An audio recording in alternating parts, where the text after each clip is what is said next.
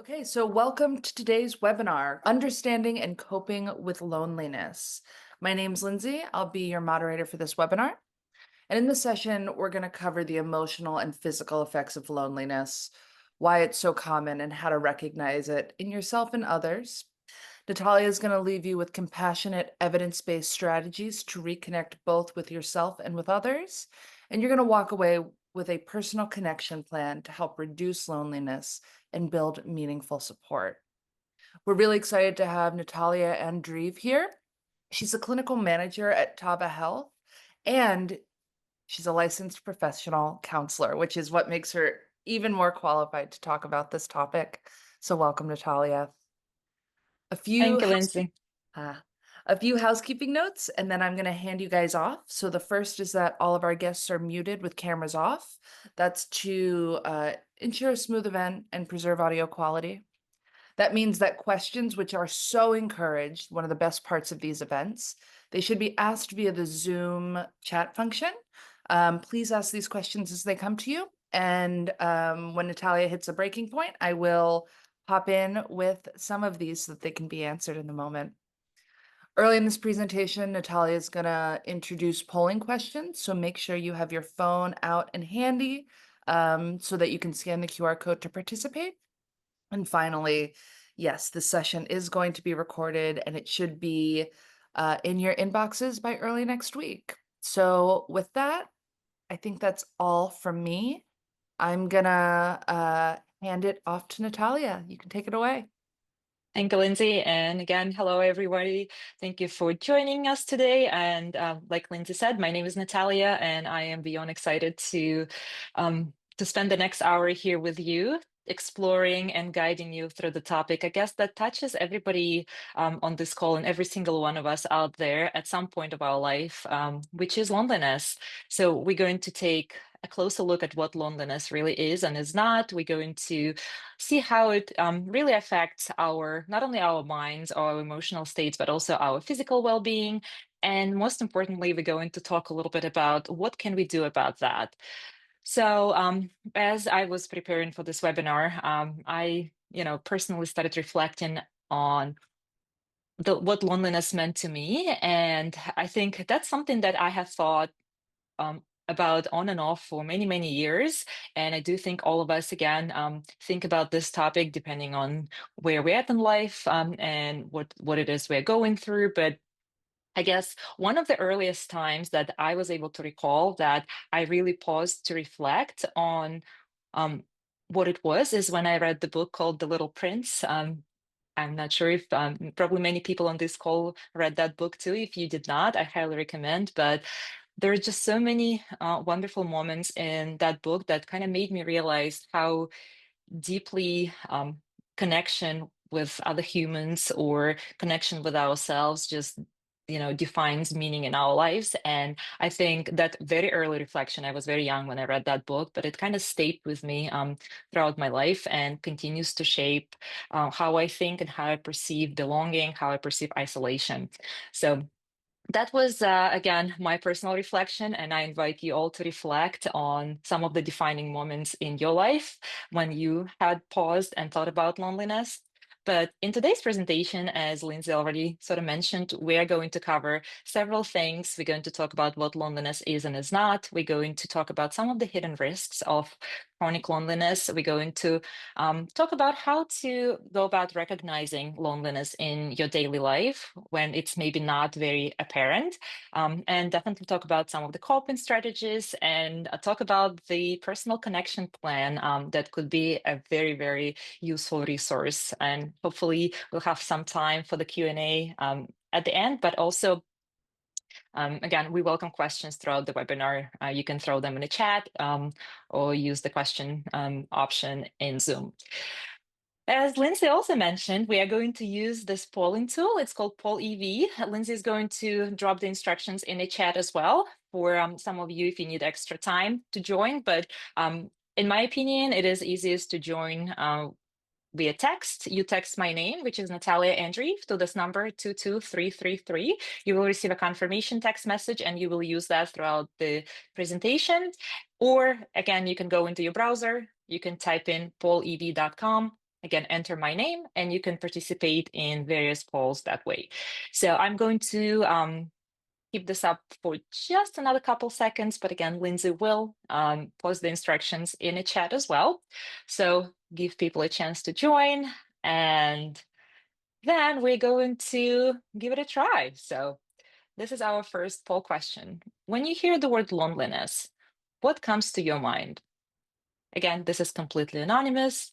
You can respond with the first word or maybe the image that pops up to you. Again, don't overthink it. And we're going to see your reflections coming on the screen, hopefully. All right, so I guess we are figuring this out.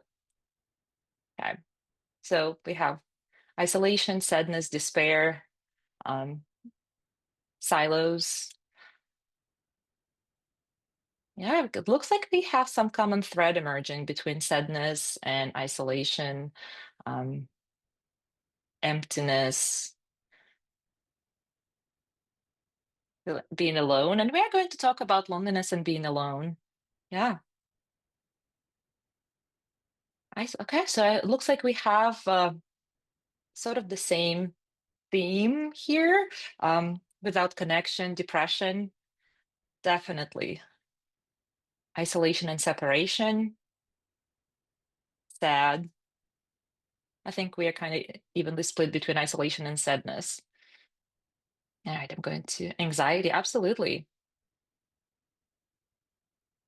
Being alone and solitude. We're going to talk about the difference between loneliness and being alone. The quiet. Okay. Emptiness and lacking meaningful social connections, because again, you can have plenty of connections, but might not feel like they have meaning.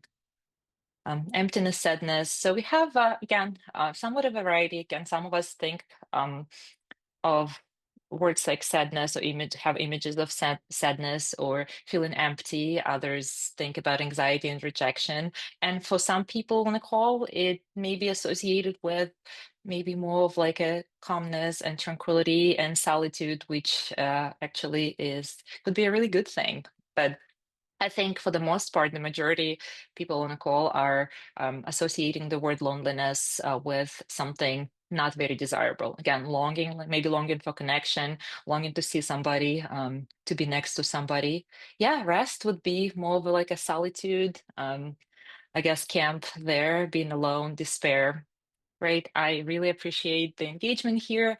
And I think there is no single definition when it comes to loneliness.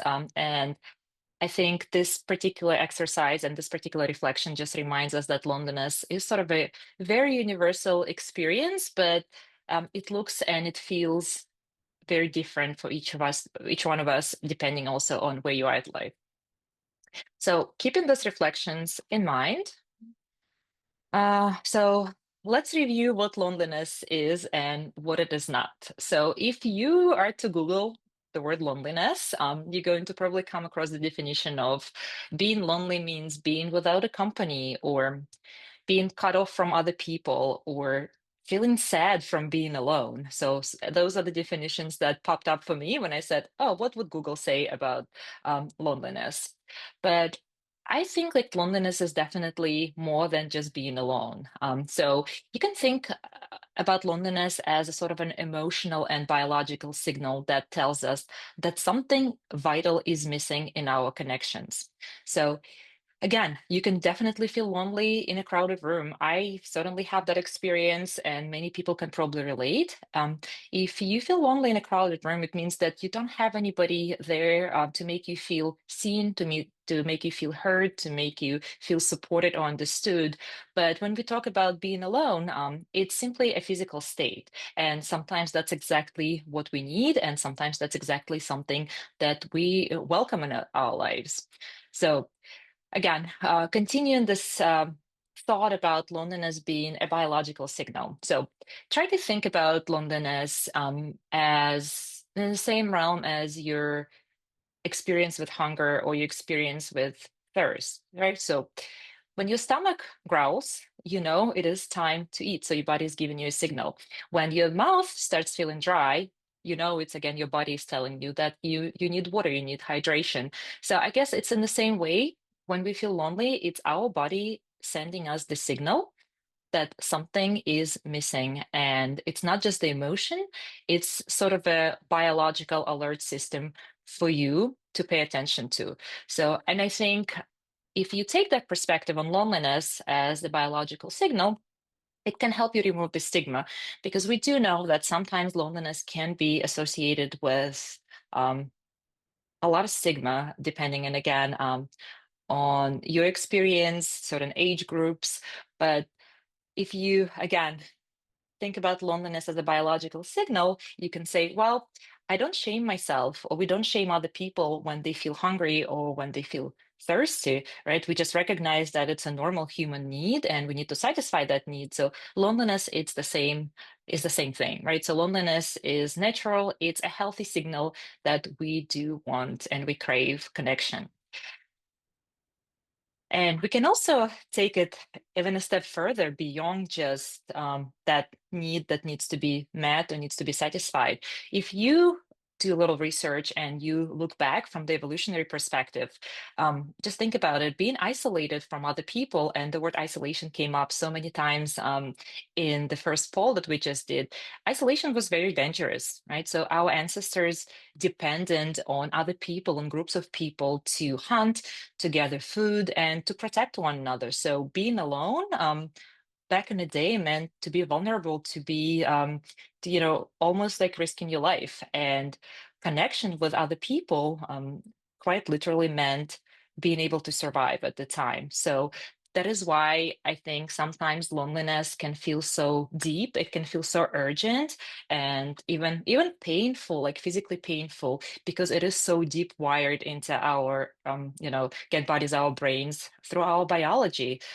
Again, if you think about another biological response, such as fear, right? So fear, severe anxiety protects us sometimes from threats. So if you're feeling anxious about going down the dark alley at night, it's probably because your brain is telling you there might be danger, so you can make a good choice and not do that. So it's sort of the same thing. When you feel loneliness, it's our brain and our body is trying to protect us from being cut off from our group of people, from our supports. It's sort of our way telling us, well, I think you need to reconnect with somebody. And this is why when we feel lonely, we can't just sort of like say, well, I'm just going to use my willpower. I'm going to will it away. But it's not weakness. It's pretty much a survival instinct for you as a human. Now, it's also, I think, when we talk about loneliness, it's important to recognize certain aspects of loneliness. And one of them that it is usually involuntary, right? This is not something that we um, consciously choose for ourselves. This is not something that we invite into our lives, but it tends to arrive pretty uninvited. And it can be accompanied by the sense of dissatisfaction, even physical pain. I think somebody used the word longing for connection. That's definitely one of the feelings that accompanies loneliness. And you can probably name a lot of other feelings, but this is why the loneliness sometimes can feel so heavy on us. And again, it just carries that ache in our body of this profound need for connection that is being unmet at the time, and tells us that something in our immediate environment is being misaligned, and we are missing that sense of connection that our brains, our bodies are craving. And unfortunately, if you do leave it unaddressed for a long period of time, it can become chronic, it can become persistent, and have a lot of negative effects on our physical health and our emotional health and our mental health. And we're going to talk a little bit about that as well. And could be deeply, deeply unsettling for people. Now, being alone, we have some people commenting that their association with the word loneliness was um, feeling of calmness, peace, solitude. Yeah, so being alone is very different. So solitude is a choice, where we said loneliness for the most part is involuntary, where solitude is something that we kind of bring upon ourselves, we choose, and it's often temporary and we can end it at any time. And again, for many people, myself including, could be very, very restorative. So just again, if you pause and sort of reflect on the time maybe in the recent past or maybe not so recent past, but when you chose to actually step away from something, from other people, and just spend the time by yourself to look inward, to rest, to reflect. And for me personally, those moments of solitude leave me so much more energized and just revitalized or anything else. I mean, again, probably those emotions will be slightly different for everybody, but those are the two words that I would choose when I choose to engage in solitude. Solitude actually has a lot of protective qualities as well. In addition to allowing us to rest and look inward, it sometimes helps us clear our mind and definitely creates the space and invites us to reconnect with ourselves. I think these days, and I still, work with clients, and I do hear this a lot in my sessions where people say that they tend to lose their connection with themselves. So again, solitude can create that opportunity for you. And again, unlike loneliness that signals that something is missing, solitude will give you that space for balance and for peace. But even loneliness, again, we know that I've mentioned it could have pretty significant negative effects on our health, in general, on our well being. But sometimes even loneliness is not entirely negative, and it's not entirely harmful. So it can be something that creates that spark for your creativity, maybe for spiritual reflection. And this is where it is still forced on us, but it could be good. For example, if you think about having to move, right, to a new place, maybe you're going away for college, or maybe you are moving to a different town, or maybe you are leaving at your current job and you are looking forward to starting a new job. Again, will those experiences create those moments of loneliness? Absolutely. Will you still experience certain feelings associated with that? Yes. But again, it might also be a pretty healthy pause between what is old and what is new and create that excitement of looking forward. And again, I keep thinking about one of my favorite books that I just shared at the beginning, The Little Prince. And there's just so many wonderful moments related to loneliness where the little fox talks to the little prince about, that the true bonds actually are formed through time and through presence. And if you do have that moment of loneliness, it actually can help you reflect on which of your connections matter most to you, and which ones really, worth your investment and your energy. I also have a slide on some common misconceptions. So I wanted to clear out some of the common myths out there about loneliness, because if these misconceptions are perpetuated, they can actually make people feel worse when they're really already struggling. So, first one is that loneliness could be just an introvert issue. And extroverts, people who sort of thrive on being surrounded by other people, they actually experience it too. And I think that at times extroverts actually feel it a little bit deeper and a little bit more sharp compared to the introverts because those social connections, that social energy is such a big part of their life. So for me, I am a pretty extroverted person. I definitely enjoy my outward social connections with people, but I am also one of those extroverts that needs to recharge alone. So I love my moments of solitude. So I do not recharge with other people. I can only recharge alone. And the second misconception, and if you're somebody like me, please flag it in the chat. I want to see how many of us are the same way. So the second misconception is that if you have strong connections and strong relationships with people, it's going to make you immune. It's actually not going to make you immune to loneliness. You can still be in a marriage or a relationship. You can have close family. You can have a pretty wide circle of friends out there, but you can still feel pretty lonely and feel that very deeply because I think loneliness is not about the quantity of people and social connections, but it's more about the quality of those connections. And if you don't feel understood, if you don't feel supported, if you don't feel truly seen and validated by other people, by your connections, even when you're surrounded by a lot of people, again, loneliness can still settle in. And the final misconception here that loneliness always looks like, I meant here. So loneliness always looks like sadness because it doesn't. Again, when you probably think about a person feeling lonely, again, the image that comes to my mind could be somebody standing there looking sad, looking out of the window, motionless. Some kind of variation of that image, but it can present itself very differently depending on your personality. So it could be irritability, it could be withdrawing from people. It could be maybe keeping yourself constantly busy, right? This constant busyness, or even distracting yourself from, the pain of that emotion. So again, those hidden signs that sometimes people appear to be all together on the outside, but they could be experiencing pretty deep loneliness on the inside. So, yeah, sometimes it does hide in plain sight. And I think it's a very important reason to talk about that. So I'm going to pause here and see if there's any questions, any comments, if we need to pause and discuss something. Yep, we've had one question come in. Also, great reminder for everyone to get their questions in. This question is, how can you re-engage with people after you've fully withdrawn because you feel like you needed to? So I guess it's about coming out Oh, of loneliness.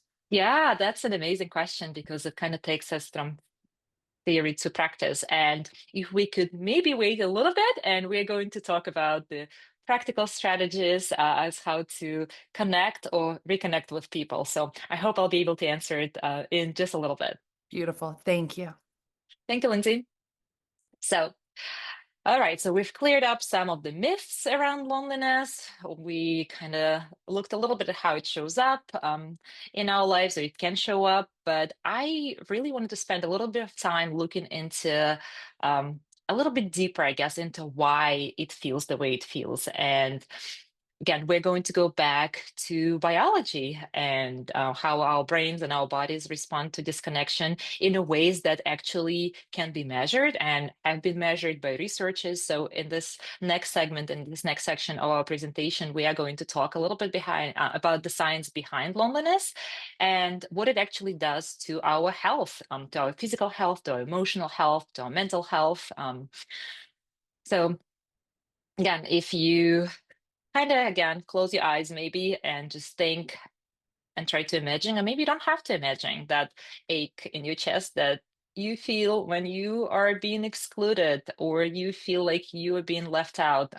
I know children feel this pretty acutely and they tend to express it more as we grow up. We tend to turn inward, but it's not just a metaphor. So it is actually your brain. When you feel that ache, it's your brain treating social disconnection or the lack of meaningful connections like the actual physical pain.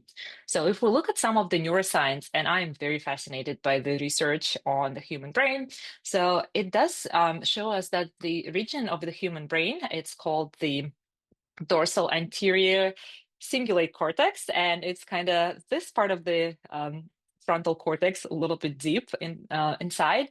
It lights up when we experience loneliness, but it's also the same part of the brain that is involved in how we process physical pain, actual physical pain. So if you think about for a moment, so for your brain, being cut off from social connections feels very, very close, if not identical, to what it would feel like if you were to break a bone, right? So you broke a bone, that physical pain, your that part of the brain really lights up.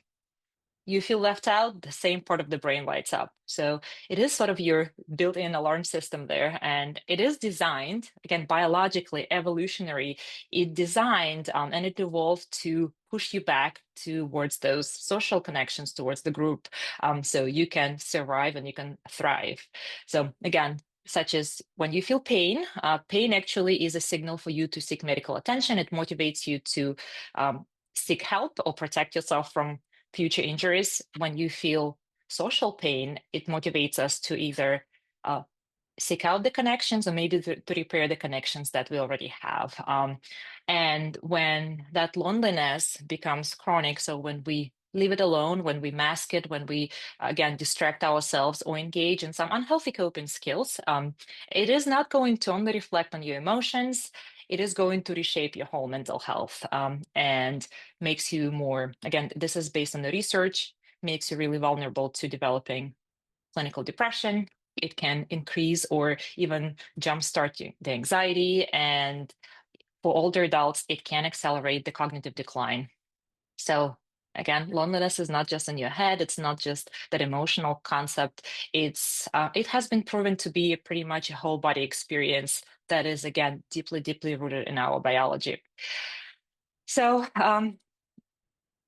loneliness also affect our immune response, right? It will keep that stress flowing. Our stress system is going to be on overdrive. So what it does, it keeps our cortisol levels high. It weakens our immune system. So blood pressure definitely can be affected by experiencing this profound chronic loneliness. And it has been proven to have a pretty significant effect on our sleep. Also, there was this study done that says that loneliness increases your risk of early death by about 30%, which is, I mean, these findings are pretty significant. So let's do another poll. I want to hear your perspective here. So research has found that chronic loneliness carries health risks that could be similar to which one of this? So is that similar to smoking 15 cigarettes a day, skipping breakfast, sitting for long hours, or eating fast food on a regular basis? So gonna give you a couple seconds to make a guess. Yeah, we have great engagement. So now we are not, well, even the split between sitting, oh no, no, eating fast food is dominating, but the majority of us on a call think it's comparable to smoking 15 cigarettes a day. People are still thinking that it could be also um, compared to eating fast food pretty regularly, or skipping breakfast, or sitting for long hours. Okay, I'm gonna keep this up for just 2 more seconds just to see if we have any more votes here. All right, well, thank you. Again, the majority here thinks it is similar to smoking about 15 cigarettes a day. And our big reveal is yes. The correct answer is loneliness is like smoking 15 cigarettes a day. And this research, this work comes from a research study by Dr. Julianne Holt Lunstad. She was one of the leading researchers in her field. She was studying the effects of loneliness. And again, it's I don't know, it's really baffling that how experiencing a loneliness and not being a part of group or not or feeling like we don't belong can be the same, have the same physical effect as as if you were a heavy smoker. So I think this point really drives home how serious loneliness could be. And again, just a big reminder for us that loneliness not only affects how we feel emotionally, but could have, physical effect on our health and on our longevity. I also wanted to share this interesting theory. It's called social thermostat theory. So, and you can think of it as our brains behaving very similar to a thermostat for social warmth. So if you think about the thermostat in your home, right? So you choose a comfortable temperature for yourself, you set it, and it maintains that for you, right? Around the clock. And our brains are kind of doing the same thing. They're monitoring our environment, and it's picking up where on the instances where we feel connected or whether we feel maybe disconnected. And when we feel disconnected, pretty much like a thermostat in your home, right? But instead of either turning up the heat or starting the AC, loneliness sort of heightens that signal that drives us to seek belongings. That is why sometimes loneliness, oh, I feel like we might have lost connection for a second. You were there the Uh, whole time, your screen just switched into the tiny mode. oh, okay. So is it back to the presenter mode? It is. Great catch. Perfect. Thank you, Lindsay. Yeah, something flickered and I was like, oh, I'm not sure if I'm still there, but yeah. So, all right. So like I was saying, it's similar to thermostat. It will kind of throw that alarm. Something is amiss, something is urgent, you need to seek out the connection. And if you follow that and you engage with somebody or you re-engage with maybe old connections, that alarm will kind of go off and the alarm will shut off and everything is fine. But if you do not attend to that signal, it doesn't just shut off. So it kind of goes on the background, it will keep blaring there, and it is going to put you in a state of sort of like a hypervigilant. And this is the state where people think about your fight and flight response, right? So this is where you will become more anxious, you can become more guarded. Maybe this is the time where people might start withdrawing. So, and instead of reaching out, if you already find yourself that you've ignored that alarm for a long time, you're in a chronic state of loneliness, now you are fully in this fight and flight mode, and now you are engaged in this vicious cycle. And we're going to talk about the cycle of withdrawal next. So, when, and it's similar to a lot of other states, but when it comes to loneliness specifically, when we feel lonely, it is very easy to assume that other people just don't want to connect with us, right? So we engage in those, what we call cognitive distortions or incorrect ways of thinking. And if we think, okay, I'm feeling lonely, that is the reflection on me. People don't want me around. They don't want to be around me. We might be just pulling back instead of reaching out. We will avoid social interactions when we decline invitations. And then when we do that, it sort of confirms our thinking, right? So now nobody wants me and nobody cares. And so where you find yourself would be that self-reinforcing loop. The more you assume disconnection, the more you withdraw, the lonelier you feel, the more disconnected you feel. And it's not about just being like feeling left out by other people. It's also about how loneliness can change the way we think about ourselves, about our environment, and how we behave. So this is what the cycle of loneliness or cycle of withdrawal will look like. So it's a little loop. We can go step by step. First, you will start feeling lonely. Something happened. Again, it is uninvited. And then the loneliness triggers the stress response in our body, right? So increases our stress levels, and that stress is going to feed into your negative thinking. And you can start thinking thoughts like, nobody likes me, nobody wants to connect with me. Why would anybody want to hear from me? Just nobody does. And then those thoughts will lead to behaviors, and the behavior could be avoidance of social connections, could be withdrawal from people. So we're going to start reaching out. We're going to stop responding to people, avoid opportunities for connections. So what happens next is we feel even lonelier, right? So that loneliness deepens and then it restarts the whole cycle. The lonelier we feel, the more stressed we are, and it kind of goes on that loop. But again, it's not just the passive state that kind of happens in your head. It will dictate your thoughts. It will dictate your behaviors as a result of those thoughts. And sometimes it's very, very difficult to break free. But the first step is self-reflection. So being able to recognize that you are stuck in this cycle is definitely going to be the first step to breaking it or interrupting the cycle. It's also important, I think, and we talked about it a little bit, to remember that loneliness is not about how many people you have in your life or you have around you. I think it is purely about the quality of those relationships. Again, in our age of technology and social media, you might have a lot of contacts on your social media. You might even go to certain events, or you might attend some gatherings, or you might even have or be a part of a large family, and you can still feel pretty lonely if you don't find the connections that you have to carry the meaning, right? And on the other hand, I have met a lot of people who have one, two, three really deep, meaningful, authentic relationships. And those few relationships that you cultivate with people, even though it is few, but they can provide that sense of belonging and that sense of fulfillment and connection with others.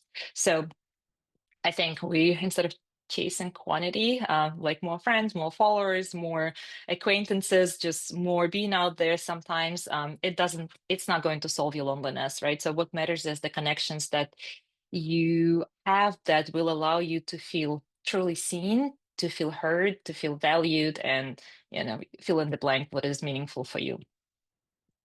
I love this quote by Dr. Brene Brown. I hope that you are familiar with her work. She has a lot of wonderful books. And if you haven't heard of her, I highly recommend that you do a little research and read some of her books. But this is a great quote. Connection is why we're here. We are hardwired to connect with others. It's what gives purpose and meaning to our lives. And without it, there is suffering. Yeah, I think connection is not just nice to have. I think that's what is essential to our well-being. We talked about the physical effects, the mental health and emotional effects on our body. So, connection is something that we have to have. It gives us richness, our life richness. It gives us meaning, and without it, we tend to struggle. I also have this quote that just came to mind. It's no man is an island. It's the first line of one of my favorite poems. It is written by an English poet. It was, I think, written in the 19th century, but the poem starts with "No man is an island," indicating that we are all a part of something bigger. Again, great poem if you want to take a look at it. So now we came to a segment of our presentation is about how to recognize that we are feeling lonely or somebody else is feeling lonely, right? Because if the connection is so essential, why is it so hard sometimes to pick up on whole profound effect of loneliness? So, and the answer is, I think, that loneliness doesn't just knock on your door and announces itself. It doesn't say, "Hey, I'm here." We talked about how it can hide behind so many different things. Irritability can maybe even fatigue or busying yourself with things all the time, or sometimes even strong relationships. So we're going to talk a little bit about how loneliness can show up in your life. So what can it look like in your day-to-day life? Or maybe if it's not relevant to you, maybe you can use that information to help identify that somebody else is lonely and they might need a little help. So, physically, it can present itself as feeling tired a lot, as having this brain fog, headaches. So, think about you've gone to the doctor, you've gotten a clean bill of health, nothing is wrong with you physically, but you still feel all those feelings, and you have this physical experiences, and you are feeling lonely. This could be the reason. It also can look like somebody doom scrolling. Many of us are guilty of this these days. And or if you're not scrolling on a phone, you may be just watching TV. Or it can also present itself as negative self-talk, right? So maybe you are not coming out and saying, "I'm lonely," or another person is not just saying, "Hey, I'm lonely." It could be something like, "I am, I feel invisible," or "Nobody notices me." And I think when people start experiencing that sadness associated with being invisible, that's a very, very troubling sign, and definitely a sign that they need support in that moment. So those are some of the signs that you should be paying attention to. All right, let's try it again. Another poll. Where for yourself in your life, where do you notice loneliness showing up the most? Is it maybe in your work life, in your relationships? Maybe it's with your children, you being a parent. Maybe there's some other situations that you'd like to maybe share in the chat. Okay. I think we have work and relationships and all of it. And if there are any additional comments in the chat, Lindsay, please let me know. Nothing so far. Oh, someone just said breastfeeding at 3 a.m. That does Yeah, sound definitely. lonely. Yeah, that sounds like a lonely experience, and you can feel like really isolated from other people. All right, I guess we still have some votes rolling in, but overall, I think the majority of people saying that it shows up in some of their relationships. All right, well, let's take a look at some of the areas where this often happens, right? So relationships, and whether it's a marriage or just a committed relationship or any relationship. So again, being married or being partnered with somebody doesn't automatically mean that you cannot feel lonely or that you will always feel connected. I think there are always situations where people say that they experience emotional distance with their partner, that they don't have a good communication style, or it's not matching, or again, maybe it's just the stress of daily lives. Again, being a working adult, trying to be in a relationship, being a parent, being a friend, being again, maybe tending to older parents. So and if you just going through this routine, it can definitely leave you sort of feel unheard, unseen, and you might be sitting next to the person you love, you genuinely care for, and you still experience that loneliness. And another area where you can find yourself feeling lonely is parenting. Again, if you are, let's say, you're a stay-home parent and you are home with your kiddos all day, we love them, but we are surrounded by them all day. And maybe sometimes it's just the lack of adult conversation. Maybe it is the pressure of social comparison, because again, we all look at social media and other parents presenting this perfect parenting life. Or maybe it's just the guilt that you experience as a parent because you caught yourself thinking that you need a break from your children, from your family. And again, you're constantly giving, you giving, and you don't feel like you're not receiving anything in return, or you don't have the opportunity to step back and engage in that solitude. That definitely um, could result in feeling lonely. And again, in the workplace as well, you might be working in a pretty big office surrounded by people. Or you might, if you're virtual, you might be attending a lot of meetings like Zoom calls where a lot of people there, but you can still feel lonely. It could be, again, for different reasons. Maybe you are afraid of speaking up openly, or maybe it's just the culture at your workplace. Maybe the relationships at work feel transactional more than they're maybe personal. Again, highly depends on your unique situation, but that's another area where loneliness can definitely present itself.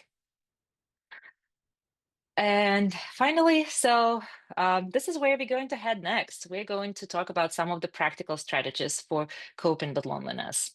So again, we talked a lot about the effects of loneliness, the negative effects, and we're going to try and kind of create some hopeful moment here. So this is the hopeful moment. Again, this quote is from Brene Brown, and she says, "Connection is the energy that exists between people when they feel seen, heard, and valued, when they can give and receive without judgment, and when they derive sustenance and strength from the relationships." Again, I think it's a wonderful quote. It's kind of reminds us that coping with loneliness is about building exactly this kind of connections, and not only the connections with other people, but also connections with ourselves. And we are going to take a look at 4 different approaches when it comes to building connections. We're going to look at self connection. We're going to talk a little bit about reaching out to other people, catching those small moments of connections and opportunities to connect or reconnect. And we're going to touch on therapy experience or seeking support as also an opportunity for connection. And all of the strategies can help you hopefully break the cycle of loneliness. But yeah, so if you want to share your thoughts and your wisdom as to what is your favorite or go-to coping strategy when you feel lonely, or maybe when somebody feels lonely and you are the one supporting them.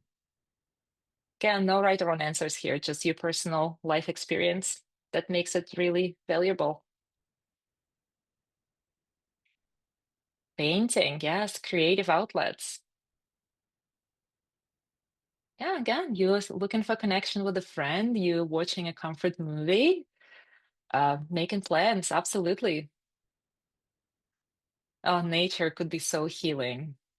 Again, there could be this connection with ourselves, also connection with nature, uh, playing piano or reading. I am definitely an avid reader, if you haven't picked up on that yet, but I wish I could play an instrument. I can. Reaching out to the family, absolutely.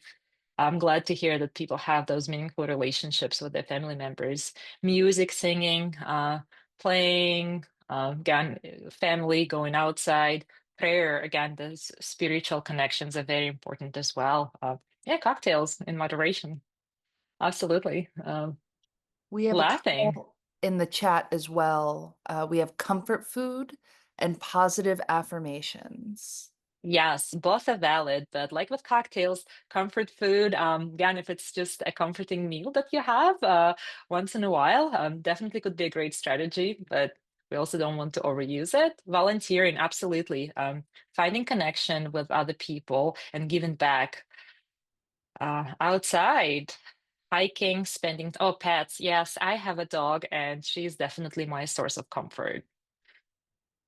Community connection, absolutely. Travel and reading, yes. It is definitely a lot of reading for me. Exercising, yes.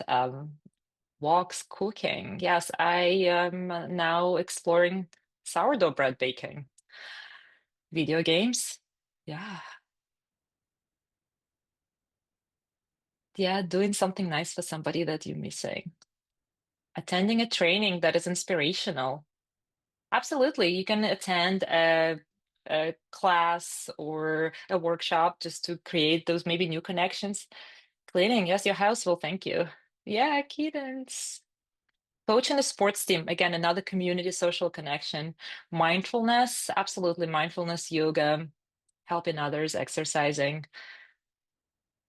Yeah, regularly scheduled groups like book clubs and doing crafts. Again, a lot of creative outlets, a lot of, I guess, the themes are connected with nature, connecting with people, engaging in hobbies, doing something that brings comfort and warmth, meditation, going to a concert. Oh, yeah, stand-up comedy. I haven't been in a while, but it's definitely helps lighten up the mood. Okay, well, great. Thank you so much for again amazing engagement and for sharing your strategies openly so other people could see and perhaps learn so you can learn from each other here.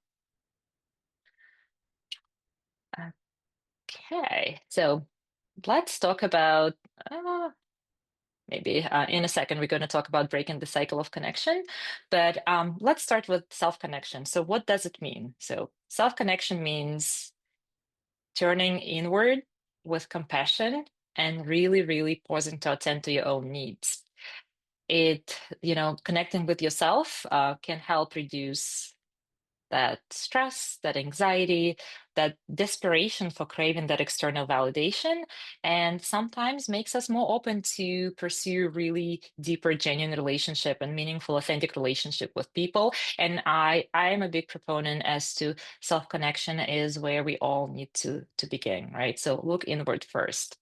So we talked about that cycle of withdrawal, and this is how we break that cycle of loneliness. Again, we talked about that spiral, right? Downward spiral. You feel lonely, you feel stressed, you feel your negative thoughts, you creating a lot of cognitive distortions and negative thinking in your head, and then you engage in behaviors that support that. So you withdraw from people, you step away, and eventually you feel even lonelier. So the hopeful part happens here. So the cycle will be here, and this is where you need to intervene. How do we interrupt it? By practicing self-compassion, right? So if a friend came to you and shared that they're feeling lonely, you probably will be very kind, you will be very compassionate towards them. So I invite you to apply the same principle to yourself. So we don't want to be hypocrites here. So again, it will help you soften that internal dialogue, those negative thoughts, and maybe again, just crack that door open to connections again with people. And I do think that when we talk about breaking the cycle, we're never talking about eliminating anything completely. I think it's just changing slowly our response to our thoughts and feelings. And slowly, slowly, slowly, we are going to come out of that cycle. Again, it also gives you a reminder that it doesn't have to be something huge, it doesn't have to be something profound. Even the very small steps can lead you out of that cycle and help you break it. So these are some of the practical ideas for self-connection, right? So it could be just mindful checks in with yourself, right? So pausing. We tend to run, run, run, run around. We don't take time for ourselves, but just again, actually intentionally taking a pause, taking a breath, engaging in some uh, maybe a meditative practice, deep breathing exercise, or just reminding yourself that you human, other people feel this too. It's a universal experience. I'm not alone in this, and I do love what I call micro restorative compassion practices, right? So I love what I call hand on heart. So when you pause, when you feel lonely, and when you catch yourself talking negatively about yourself, you pause, you take a deep breath, you put your hand on your heart, and then you take an inhale and you say, I'm okay because I'm breathing in. And then you exhale and you say, I'm okay because I'm breathing out. And you do that a couple times and it helps you kind of recenter and rebalance yourself. Reaching out again, it is not about some big grand gestures. It's about consistency, small steps, sending a text. You make it a point to engage maybe in a brief call. If you don't have a lot of time, maybe you invite your friend for a coffee or for a walk. And if somebody like you've made a genuine attempt and somebody doesn't respond, it's not about you. Do not internalize it. Don't take it and apply it, well, I'm not worthy, or they don't want to be around me, or they want to engage with me. It's all about timing. It's not about your worth. I think you can either try again later, or maybe you just reach out to somebody else and try to cultivate another connection. So, you don't know if you don't know what to say, right? How do I reach out? What do I say in those situations? Again, this is just some of the examples that things you can say. Hey, I'd love to catch up. Can we chat for 10 minutes this week? Or you can just start by, I've been thinking about you today. How are you doing? Or what are you working on these days? Want to grab a coffee or go for a walk. Or if you came across something that reminded you of that person, you can definitely make it a point to share it with them and say, hey, this, meme, reel, a photo made me think of you. And again, that'll just crack open the door for maybe reconnecting with that person. Again, those small moments, seize them, take those opportunities. Again, when you smile at somebody, when you strike a friendly conversation with somebody, and again, even like a short text message, compliment, saying thank you, and genuinely meaning that will boost your mood, because it does release when we are making other people feel good. We have mirror neurons in our brain that will pick up on that energy, and it is going to boost some of the neurotransmitter production. It will help your body, your brain make more dopamine, oxytocin, and those are feel good hormones that are also going to lower your stress. So again, those little moments of a connection, they're tiny and it's very easy to dismiss them, but they can really go a long way. And finally, therapy, using therapy as connection. Some of you, I hope many of you have tried therapy for yourself. And again, we want to avoid the misconception and the myth that you only go to therapy when something is wrong, or you're going through a mental health crisis, or you're experiencing a mental health challenge. That's not the point. Again, you can go to therapy simply to engage in deeper self-exploration, and in the context of loneliness, again, this therapy relationship with your therapist is going to model what safe relationship, trusting relationship looks like. And there, again, has been some research done that uh, when you feel like you're being understood and you are being supported, it will activate the same regions in your brain that activates that reward centers, right? So you have this bonding experience and it makes you feel good, like you just received the reward. And again, if you go to therapy, it can provide you that reliable contact that you see in your therapist, maybe once a week, once every 2 weeks. Your therapist can model healthy relationship and healthy connections. And they can also help you learn skills, um, um, and you can apply either to your existing connections or maybe to, again, look for new connections outside of your current circle, for example. But connections, again, they don't just happen. Sometimes they do. Sometimes we can meet somebody organically without necessarily putting too much effort. But a lot of times we do have to put some effort into it. And if we do have existing connections, they definitely get stronger and they get better is we nurture them. So, and that's why we have a resource called Your Connection Plan. If Lindsay, or we can just drop maybe the link in the chat for folks to maybe look at the resource on their own time, but it's a wonderful, wonderful resource that you can use to actually implement this on the practical level. Again, it is going to help you define how you want to connect with people. It's going to make you set the goals, very specific, intentional goals for your connections. It's going to make you think about the actual schedule. So when you want to connect with the person, instead of just kind of leaving it, kind of free flowing, you can decide what kind of community you want to connect with, and definitely help you streamline everything and organize everything into one nice and neat plan. And again, some of the reasons to create the plan, if you're feeling lonely, because again, sometimes connections happen organically and authentically, sometimes they don't. And we do need to put a little effort. And like any other habit that we're trying to instill in ourselves or a skill that we need to learn, if we are on a quest and on a mission to make our connections and relationships deeper, it will require some planning and some effort. And again, allows you to make that experience really intentional and really purposeful. And with that, I wanted to thank everybody for being here, and it was wonderful engagement. I really appreciate everybody's thoughts and you sharing your perspectives and allowing other people on a call to learn from you. Again, it was a pleasure. I know we're at time, so if we do have any questions or last comments, I'll be happy to chat for a few minutes. Yes, I think we have a question and a half, if you don't mind. Yeah. The first is, does/where does friendship fit within the categories you outlined? Where does friendship fit into the categories? I think friendship would fit probably in the relationship category, right? So again, we can think about relation. I think relationship is a pretty broad term, but I think friendship would be just a type of relationship. And I think regardless of the connection, whether it's I'm thinking to connect with myself, with my partner, with my child, with my friend, with my community.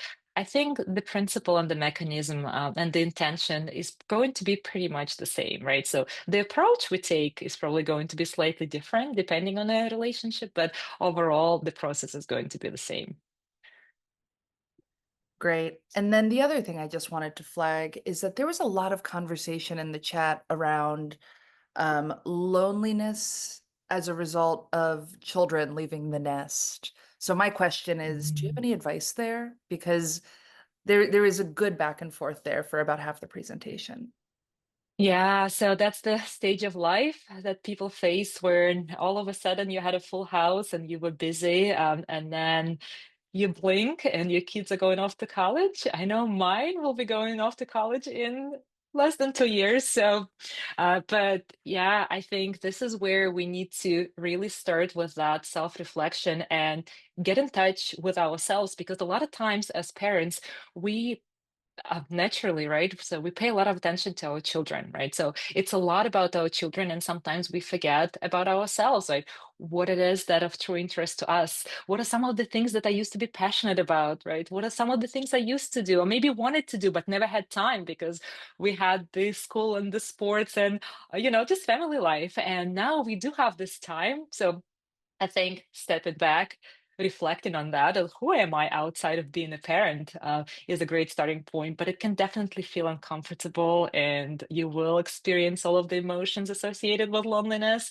But again, maybe looking for the support groups or interest groups like book clubs, and trying out therapy is a great resource too.